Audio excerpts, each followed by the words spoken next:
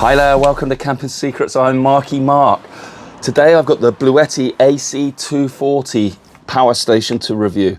This is the big brother of the AC180, which I really like, and you can check out our previous review of that up there. So what is different with the 240? Well, obviously it's bigger. This is a bit of a beast of a power pack. It's 33 kilograms and it is heavy to lift. I'm not joking. It's almost double the weight. Actually, it is double the weight of the AC180, but it's not double the storage capacity. This has 1,536 watt hours, so about 1.5 kilowatt hours of storage using lithium iron phosphate cells. But the AC180 had about 1.1 kilowatt hours. So this has only got a little bit more, about 400 watt hours extra. And yet it's almost double the price of the AC180, but not double the capacity. It's also not double the power output. The AC180 could do 1.8 kilowatts under sort of steady state conditions. This can do 2.4 kilowatts, which is a useful increase in my mind.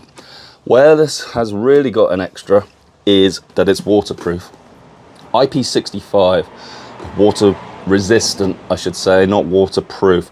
So you may not know about this classification system, the IP classification system, but the 6 in IP65 stands for dust and solid ingress, and 6 is the maximum. So this will not let any dust into the internal electronics of this device. Even though there's fan outputs, it is resistant to that. And the 5 in the IP65 means it's water resistant to low pressure water jets. And actually I had it out in the garden earlier, spraying water on it. That is quite a useful feature. I think a lot of it is predicated by these rubber covers, and you can see rubber covers here over the AC outlets, and we'll get into that in more detail in a minute. Having that water resistance is useful in certain scenarios. For example, on boats. You may want to use a power pack on a yacht or a boat, and having some form of water resistance is a useful feature, I think. Just you're more likely to get it wet. I mean, of course, electricity and water aren't great bedfellows, so I'm not planning on soaking this and doing a demonstration of it working. I don't want to risk getting electrocuted, but I think it is a useful feature and maybe something that these things were sort of crying out for. I mean, one thing I would say just off the top of the bat is that these rubber things can get a little bit fiddly, and they've done a good job of attaching them, but I don't know, it's just when you want to use a USB, you don't really want to be fiddling around with these rubber caps, but you know, as it provides that water resistance, it could be useful. So 1,536 watt hours of, and I said it's lithium iron phosphate.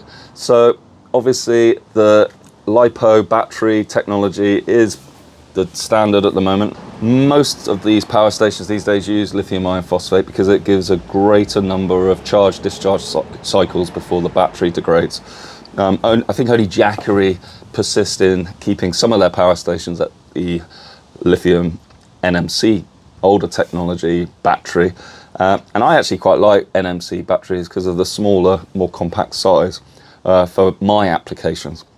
As I said, this is really heavy, and that is because of the big inverter and that battery tech. But I am surprised it doesn't hold more capacity because of this weight, 33 kilograms. You know, it is double the weight of the 180, and it's not much more capacity. So I don't know why it's so heavy. Bluetti say this will do 3,500 charge-discharge cycles, and it will have a lifetime of over 10 years, depending on how often you charge and discharge it, obviously.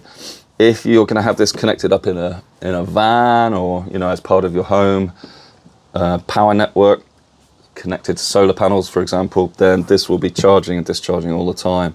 And so in that circumstance, you do want to have that longevity of the battery tech. So lithium iron phosphate is the best tech for that. Bluetti always offer a good warranty, and they seem to have upped it with this to 6 years now. I've got the warranty card, 6-year warranty, and I think that is a great development. I've never had to call on the customer service of Bluetti, so I cannot comment on that. But please leave some feedback in the comments if you've had experience. Their tech is good. I've always liked Bluetti. I've reviewed a lot of their power packs, and this is no exception. I've had it for about a month now and been playing with it, using it on camping trips, and I've been impressed. It doesn't do that much more than other power packs, but it does everything very well indeed. Okay, first let's go on to the front panel. This is where the main action happens. And the first thing to say about the AC240 is that it's got a proper button. And I always remember on the AC200 Max that I had, that it had a real button, and I like that. I don't like these ones where you just got to hold it for about 3 seconds before it comes on. This is a proper clicky button, technical term there. You literally just push the button in and it should fire up. You get a nice LED green circle and the display is on. It's Bluetti's standard display and it's one of the best on the market. It's really clear, shows input and output power, both DC and AC simultaneously on the screen, and a big fat battery capacity remaining. And Bluetti also do a nice amount of time remaining for when you're both charging, how much time till it's fully charged, and when you're discharging. So it looks at the current rate of discharge, what you're powering, and then calculates how long you've got left at that rate. And it's normally pretty accurate if your power demand doesn't change, if it's a constant drain. So that's good. It is Wi-Fi enabled, it is Bluetooth enabled. There is an app. I've shown it many times and there's not a lot new in the app, but I will give a quick flick through for you. Let's go through the inputs and outputs now. You'll notice here at the front we've got two kind of DC outputs. So there's a separate DC activation switch here and that lights up nicely. They've really improved the LED lighting on this and I do appreciate that. There's no torch. Jackery do include flashlights and things. I've never thought that's particularly useful, so I'm not too sad to see that go. You'll notice on the top of this device there's no wireless charging, and it does seem like Bluetti is slowly phasing that out, which is I'm a little bit sad about, because it was a real distinguishing feature for Bluetti, having that wireless charging for your phone. You know, you could just plop your phone on the top and it would charge. I never actually used it that much, because I find wireless charging a little slow on my phone. I just prefer to plug it in and get the fastest charging possible. But I would be interested to know why Bluetti have ditched the wireless charging. Also, the AC180 does have the wireless charging, but the AC70 doesn't. So it does seem like there's a bit of uncertainty in their range. So you've got the standard 10 amp, 12 volt cigarette lighter style output. And on the other side, you've got another 12 volt, but this is 30 amps. And it uses this aviator connector type here. I've never used this. This is more for hooking into an RV in the USA, more than the UK, I think. And it's not something I need to use, but it does provide that 30 amp output. So that is really sizable and you can power some big things. But you're still limited by the 2.4 kilowatt power output, even when you're at 30 amps. The power pack does have eco modes for both AC and DC, so if you left this on and you weren't drawing much power, it will turn off after a set amount of time, and you can control that in the app. It's quite flexible, the app, so if it ever drops below a certain threshold, say 10 watts, you can tell it to turn off, and that will save the battery capacity. Moving on to this next little section here, we've got 4 USB outputs here, again activated with a switch which turns green again. At the top we've got 2 USB-C 100 watt outputs, so that's nice to see 2 of those high power USB-Cs if you want to power a laptop or charge your phone. Really nice. And then below we got the standard USB-A's 18 watt variants for those, which is nice high power output USB-A's. And over on this side, really good, we got 4 3-pin 240 volt UK plugs. I'm not sure what the American version of this power pack has, but it's quite rare in the UK to get the 4 outputs. Often, like a Jackery 2000 Pro, 2000 Plus just has 2 outputs. I've always complained about that. It probably does make the power pack a bit bigger, having this many, but you can see you know, they're packed together fairly closely. You do have these rubber outputs, and actually the two plugs on the top are upside down, so your cables come in this way, and then the two at the bottom are the right way up, so the cables come this way. It means your cables don't all get tangled up. In terms of lifting this thing up, there's two handles on it, but it is really heavy. As I said, let's get that up on my leg. You can see it a bit better now. Dimensions are about 42 centimeters by 41 centimeters by about 29 centimeters deep. So it's a fairly big power pack, and it is heavy. Just bear that in mind. I wouldn't want to walk around with holding this with one hand. You really need two. And I can't really bicep curl with that, it's too heavy. Right, let's look on this side, and we've got our inputs and outputs in terms of charging. So there's three connectors here. On the left hand side, we've got a DC input. So this is for your solar input and also your 12 or 24 volt charging. This will charge off 24 volt and also 12 volt, so you can charge it in the car. And of course you've got pass-through charging, so you can charge and use the power pack at the same time on both DC input and AC input. Over on this side we've got AC charging, standard AC, 240 volt. This has got really high input power tolerance, so you can charge really quick. You can get 20 to 80% of the battery charge in about 45 minutes when you use the turbo charging feature, so that's really useful and nice and quick, and what most people will be doing. Up above you've got another port, and this is if you want to double up the power. Say you've got two of these and you want more than the 2.4 kilowatts, then you can take another one of these, connect it. You do have to buy a separate box called a parallel box, but you can connect another one of these to this one via this port, and instead of getting the 2.4 kilowatts, you up it to 4.8 kilowatts, and then you're in big business territory. You can power some serious stuff like ovens and other devices like that. So quite useful. It's not something I'll be using, but nice to have it nonetheless. In terms of solar input, again, you would use this, and again, it's 1.2 kilowatts of potential input power from solar. So those panels can be 11 volt to 60 volt, I think, something like 21 amp max. Yeah, so you can charge pretty quickly this whole thing if you've got that 1.2 kilowatts of solar. I think it will charge in about an hour and a half. So that is really useful as well. On the other side, you'll see this port, and this is a battery expansion port. So unlike the AC180, this does have proper feature for connecting batteries. You can connect the B210 expansion battery, and you can connect up to 4 of them. With all 4 connected, this will be up at about 10 kilowatt hours. So it's nicely modular.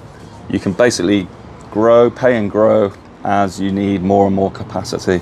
And I really like that, because when those batteries are connected, it becomes part of the battery management system. So it's all controlled together, all monitored together. You can see it all on the app. And having that Wi-Fi for the app means you can access this from anywhere in the world via Wi-Fi on the app. So that's really nice. If you're away from home, you can still have this as a centerpiece of your home system with your solar and check up on it when you're away. Back to the inverter, I said it's 2.4 kilowatts, but it can surge up to 3.6 kilowatts. And that's not the famous power lifting mode. It does have power lifting, and I'll talk about that in a minute. But it will surge up to 3.6 kilowatts, but only for a short time. Around 2 minutes, if you're between, say, 2.5 kilowatts and 3 kilowatts, about 2 minutes. If you're over 3 kilowatts up towards the 3.6, it's only about 20 seconds or something like that. It's got UPS. It will switch in 15 milliseconds, so you can use this as an uninterrupted power source for CPAP machines or your computer, anything you want to keep running. You have it plugged in here, and a 15 millisecond switch time is fast enough to keep most things going if the mains power drops out. So quite nice. It does everything really well, but it is big, it is heavy, So you've got to really decide, does it give you the features that you need? Do you need that waterproofness? Can you get by with 1.8 kilowatts with the AC180? Obviously the AC180 hasn't got that 1.2 kilowatt input power capability. It's 500 watts. So if you've got a lot of solar, you might want the bigger power pack to handle it. The smaller power packs won't handle all that solar. Right, I think that's pretty much everything. I will take you through the app, just the main features very quickly, and then we'll take it in the house, start powering a few things, and then we'll look into the efficiency of the charge and discharge process.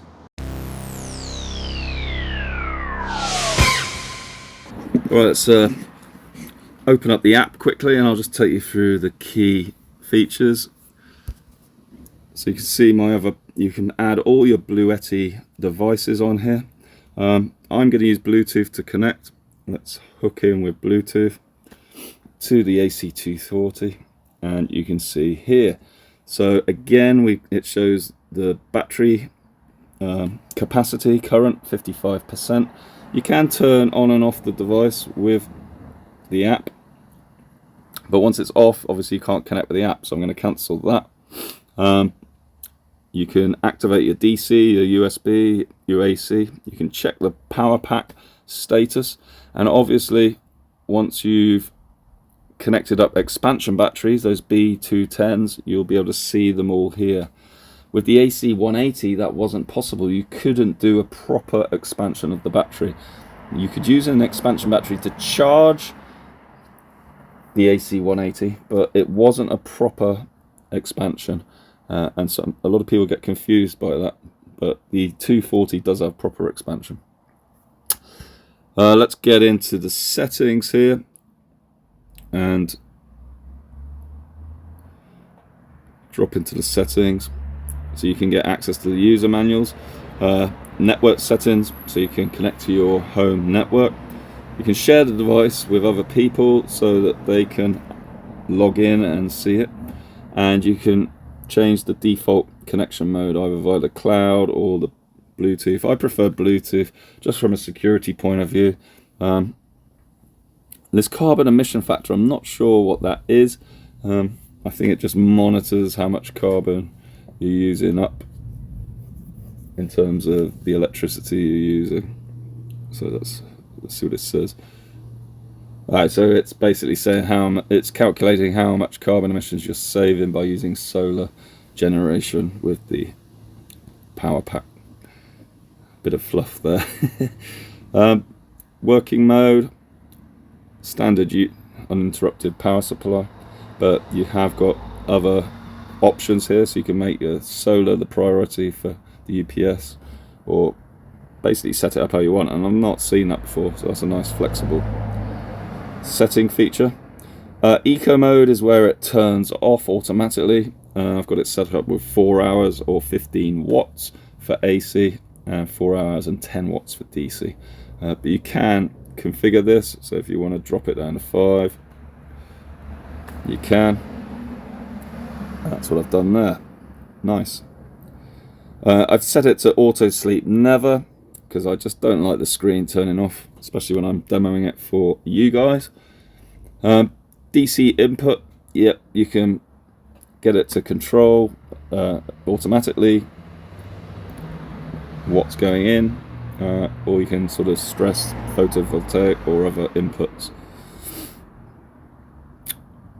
You can upgrade, so this is the firmware, the DSP and the BMS. Mine's at the latest versions. And then finally, advanced settings. You can change the frequency of the AC and max charging when you're off grid, or factory reset. So yeah, a pretty comprehensive app there. In terms of charging mode, we've got standard, turbo and silent. So this is nice. Turbo mode is obviously the quickest, but it will be the noisiest. The fans fire up reasonably loudly, but not too bad. Silent mode is much lower power, but it keeps the power station quiet in the background. I'm going to go turbo. I want to see the maximum speed that it can charge. And then we got the power lifting mode, so you can activate or deactivate it. Here I've got it activated. We'll have a little chat about that in a minute. Let's talk about power lifting mode. It's switchable using the app. What does it mean exactly? So I said this is a 2.4 kilowatt inverter, but it can surge up to 3.6 kilowatts, but only for short periods of time. But that's not what power lifting mode is. Power lifting mode is a bit of an oxymoron. It doesn't lift the power at all. What the power station does is it adjusts its output to meet the expectations of a resistive load. That sounds a bit of a complicated way of talking, but if I take this kettle, which is literally a standard kettle with a heating element. So if I take this kettle, which is literally just a standard kettle with a heating element inside, it's a resistive load. This is about 2.6 kilowatts it draws on a normal 240 volt UK power, mains power. The problem is that this power station cannot deliver 2.6 for an extended period of time. It can only deliver 2.4. So what power lifting mode is, it means instead of tripping out at 2.6, it adjusts its current earned voltage to still give 2.4, but it just delivers less current to this kettle and doesn't trip. So you basically drive a 2.6 kilowatt kettle at 2.4 kilowatts. So it takes slightly longer to boil using power lifting mode. If you turn power lifting mode off and try and boil this kettle, it will trip out. So let's demonstrate that. So this is with power lifting mode off. Remember, it's a 2.6 kilowatt kettle, so let's plug it in. Turn on the AC. Let's turn on the kettle. Now, as I said before, this can surge up, but it is overloading. We're at 2.65 kilowatts, but it's saying it's overloading. So this can surge up to 3.6 kilowatts, but only for a limited time. So the kettle is starting to heat up, but my guess is it will trip out before it has boiled.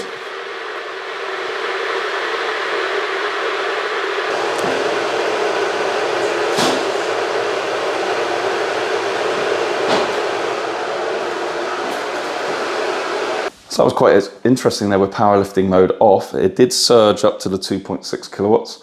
It ran long enough to boil this amount of water, about a litre of water in about 3 minutes. But then just before it fully boiled, it tripped. So you cannot do a high power 2.6 kilowatts for a long period of time. It won't last 5 minutes. So that isn't power lifting mode, it's surge power. Now let's activate power lifting mode and do the same thing. First we need to reactivate the AC because it has tripped out. On the AC180 it did take a while to do that. It wasn't very user friendly. So I want to see if Bluetti have improved. So let's see what we need to do to get this back working. I've turned off the AC. It does seem now that the alarm has gone. Let's see if we can reactivate. And it started boiling again because it hadn't turned off the switch. Okay, so the trip was very easy to reset. That's a great positive for the Bluetti. Let's get some cold water again. So now I've activated power lifting mode in the app. Our AC's on, so let's re-boil the kettle. Similar amount of water, but now we've got power lifting mode on. So instead of the kettle drawing the 2.6, now you can see it's limiting it to about 2.1 kilowatts. And that's the power lifting mode. It doesn't lift power at all, it drops power. But it means you can power higher resistive loads for as long as you want, as long as you've got enough juice left. But the kettle will take a little longer to boil. So kettle boiled there, no problem whatsoever with power lifting mode, just a little bit slower. So you can see now we're down to 5%. I'm going to drain this down to 0% and then we're going to do a charge test with turbocharging.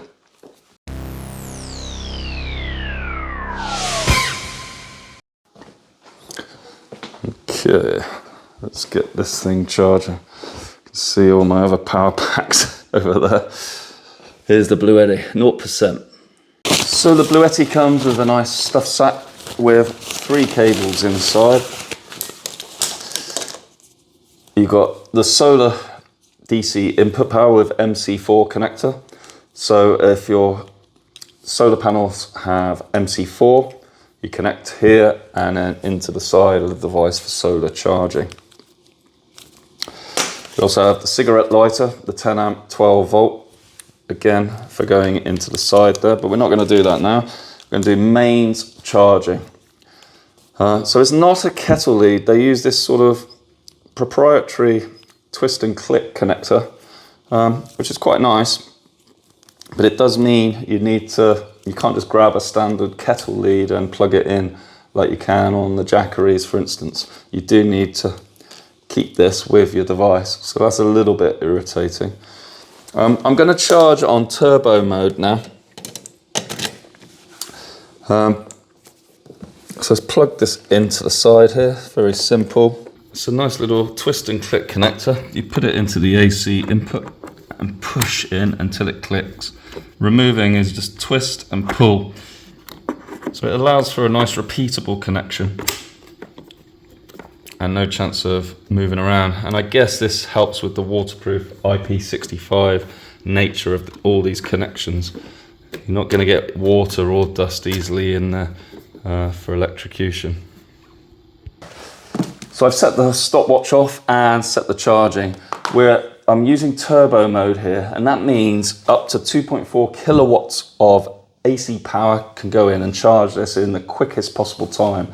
But it does mean that the fans will come on, be a bit noisier than normal. It's also not so good for the batteries to charge at massive input power, but it does do the quickest time.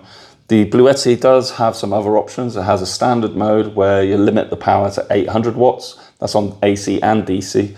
And then there's a silent mode, which is again 800 watts, but it doesn't ramp the fans up at all there, and it keeps it really quiet. And Bluetti say that can extend the lifetime of the batteries. For this demo, I am going at maximum power. I've started the stopwatch, and I want to see, do we get up to 80% in the claimed 45 minutes? And then to take it up to 100%, how much longer does it take? I have seen on Bluettis before where once they're over 90%, they really slow down, and it can take, an hour and a half to fully charge up to 100%. This is already, after a couple of minutes, already up at 2.1 kilowatts of input power. So we will see how long it takes. I did want to mention this click and twist for the connector. It's a nice system because that keeps that IP65 waterproofness. So there's no real way of water getting into the connector here. So if you're using this on a boat or you do spill liquids close to it, it's not going to get contact with the high voltage, high wattage connectors. Right, we're up to 8% already, and we're only 4 minutes down. So you can see here now on the app, we've got 2.1 kilowatts coming in from the grid. We're not driving anything at the same time. So we're going for the quickest charge time we can get. 35 minutes gone and 58%. But you can see the power is down at 725 watts now. It reached a maximum of about 2.2 kilowatts, didn't get up to the 2.4. Let's see if it ramps up again and gets up to that 80% in 45 minutes. So we're now over an hour and we're still only at 76%. This is on turbo mode. So I'm slightly disappointed. It hasn't done the 45 minutes 0 to 80%. It's still not at 80% and we're over an hour. Power has been stuck at 727 watts for a long time now, about 25 minutes. It started really powerfully and was going very quickly.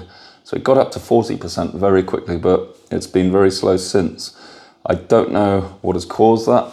We are still in turbo mode. It seems like it's more in standard mode. I'm hoping it will ramp up again, but maybe not. At this rate, it's still going to be another 30 minutes or so to fully charge up the 1.5 kilowatt hours. So let's come back when we're fully charged. 1 hour 23, and we're up to 90% now. 99%. 1 hour 35. Okay, we've finally got to 100%. 1 hour 43 minutes and 20 seconds. So frankly, that charge time was very disappointing. The turbo mode was meant to have 2.4 kilowatts. The max I saw was 2.2 kilowatts. It did that for about up to 40% from 0, but then it railed back to about 720 watts. So in the end, it took about an hour and 5 minutes to get to 80% when it should have been 45 minutes. And then to get up to the 100%, it was about an hour and 45. And typically I'd expect about an hour and a half. So it was like 20 minutes behind where it should have been. Now I've checked, I've got the most up-to-date firmware on this device, the most up-to-date DSP, battery management system. All the software is up to date. So I can't really explain why it went back and sort of throttled itself at the 720 watts. I'm guessing maybe it overheated a bit or something. It is warmish, but I am frankly a little disappointed with that score.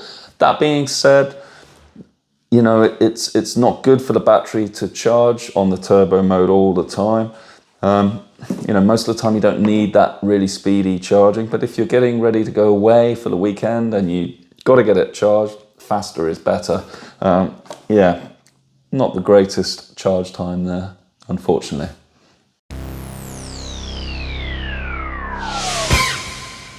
Right, now we're going to try a discharge test, go the other way from 100% down to 0 and test the efficiency of this. Now Bluetti say the inverter's got a better than 85% efficiency, but of course you've got the fans, you've got the display, and Bluetti also put a 5% depth of discharge limit on the device. That means they won't drain the battery below 5%. So obviously that eats into what you can usably use on the AC240. So I'm going to get some heaters, draw about 2.4 kilowatts and measure how much power we can extract from this power station. Let's do it. Okay, I've rigged up these two halogen heaters. I've put them into a two-way adapter and through a power meter. So this will record exactly how much power these heaters draw out of the AC240 as we go from 100% down to 0%.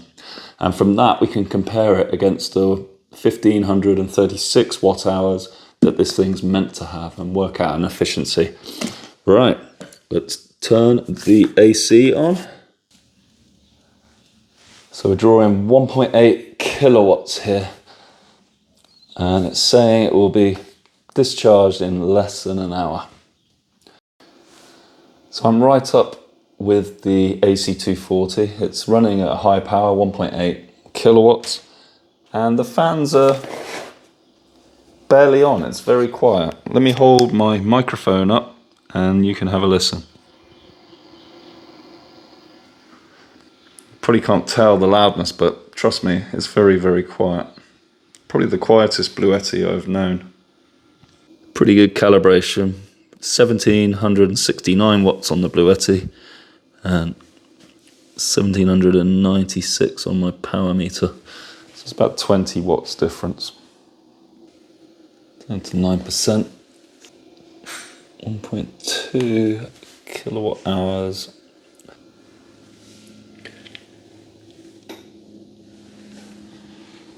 And it's gone. So the heaters took the AC240 from 100% down to 0%, and my power meter read 1.35 kilowatt hours, and the nameplate capacity on here is 1.536 kilowatt hours. So if you take a percentage of the 1.35 to the 1.536, you get 88%. 88% efficiency is exceptionally high, one of the best I've tested, so well done on that, Bluetti. It is a shame about the charge time. I will repeat that test charging up from 0, where it is now, back up. I'm going to let it cool first. But really that rounds up the tests. So let's have a summary and I'll tell you what I think overall about the AC240.